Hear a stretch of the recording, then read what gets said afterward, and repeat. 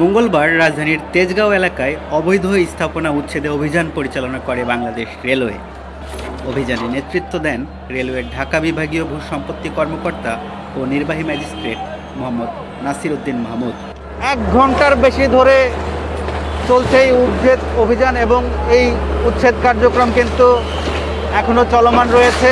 অভিযানে বাংলাদেশ রেলওয়ের তেজগাঁও রেলগেট এলাকা এবং কাউরান বাজারের এই এলাকাটিতে যেসব অবৈধ স্থাপনা গড়ে তোলা হয়েছিল তার অনেকগুলোই অপসারণ করে ফেলা হয়েছে এবং অভিযান চলাকালে অনেককে নিজ উদ্যোগে স্থাপিত ঘরবাড়ি সহ বিভিন্ন স্থাপনা সরিয়ে নিতেও দেখা যায়।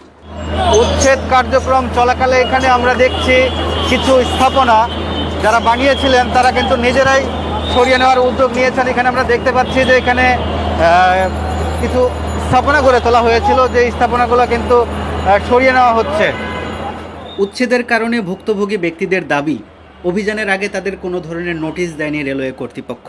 এটা আমরা গরিব মানুষ যারা আগে বসবাস করতাম এই জায়গায় বস্তিতে, আমরা এটা উঠেছি এটা আমাদেরও ছিল, এটা কিছু করিনি আমরা, এটা উঠেছি আমরা।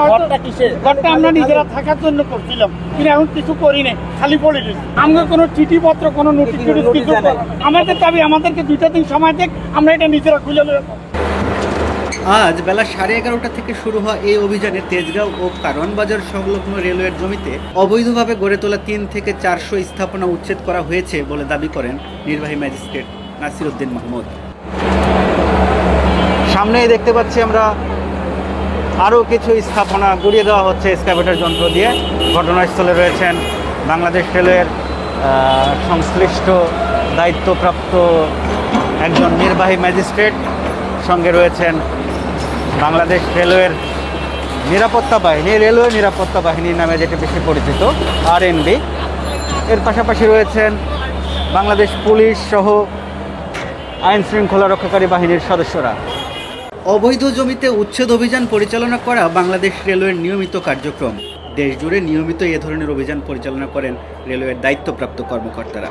যদিও বেশিরভাগ ক্ষেত্রে দেখা যায় অভিযানের কিছুদিন পর আবার একই জায়গায় গড়ে ওঠে বিভিন্ন ধরনের স্থাপনা, আর এসব স্থাপনা তৈরির ক্ষেত্রে স্থানীয় প্রভাবশালী ও রাজনৈতিক ব্যক্তিবর্গের সম্পৃক্ততার অভিযোগও পাওয়া যায়।